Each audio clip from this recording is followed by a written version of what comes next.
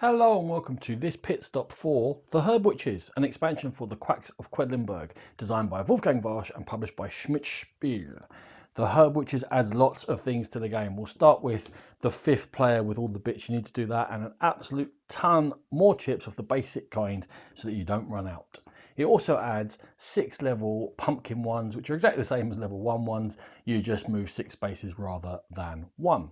Also adds a new ingredient called local weed, and local weed has got 2 options on it. The first one for 8 on chapter 5 will let you move along as many spaces as you have rat tails to a maximum of 4, and on the other side it becomes a clone of the last colour chip that you drew and put into your cauldron. There are also chapter 5 and 6 versions for all the other colours in the game. I'll run through a couple of them. For example, with this one, for a yellow chip, you draw another chip and add that value to it. All red ones here become the value of the highest level red one that you've drawn and put in your potion so far.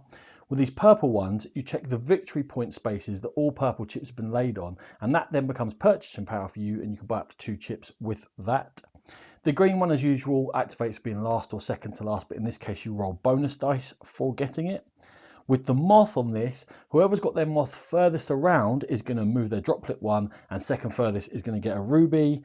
And with this blue one here, you're going to check through, depending upon the value of the blue one, the last number of chips, and then for all the white ones that are in there, you're going to get a ruby. So it mixes up the basic chips for you. There's also some additions though. First of all, there's this Overflow Bowl. If you do get to the 33 space and you haven't exploded, you can continue going, but every chip then that you draw, you're going to put in here and keep going and keep going. And when you decide to stop, if you haven't exploded, you add together the value of all the chips that you've put into the Overflow Bowl, you half it round down and you score that in victory points. Finally, the herb witches themselves. Now, there are 3 different types of herb witches.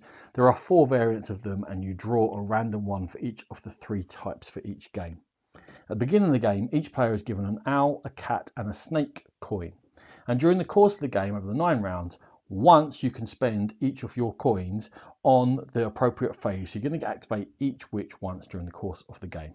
So we're going to look at a couple of them. For example, if you activate your owl coin in the buying phase, you can exchange the last 2 chips you drew for the next higher up ones. Now, any powers that do that in any of the versions, you cannot exchange the 1 for the 6. I guess that's worth noting. In the buying phase for your owl, you can shop for twice the value on this turn, which obviously is going to be powerful. In the preparation phase, if you spend your cat coin with this one in play, you get to draw 6 chips from your bag and decide which ones to use and return the rest in. And a lot of the powers here for the cat one are to do with stopping your potion from exploding. In this case, if you spend your cat after your potion's exploded, you can then flip your flask and use it then. Up here in the victory point phase, if you spend your snake coin, this is going to reward you for having lots of different colours in your potion. And the next one will reduce the cost of moving your droplet or refilling your flask down to 1 ruby rather than 2. And like I say, there are 2 more options for each of these witches, adding to the variety and the 5th player and the new chips and everything else that's in here in the Herb Witches expansion for the Quacks of Quedlinburg.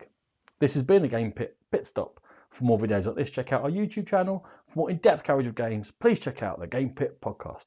Thank you.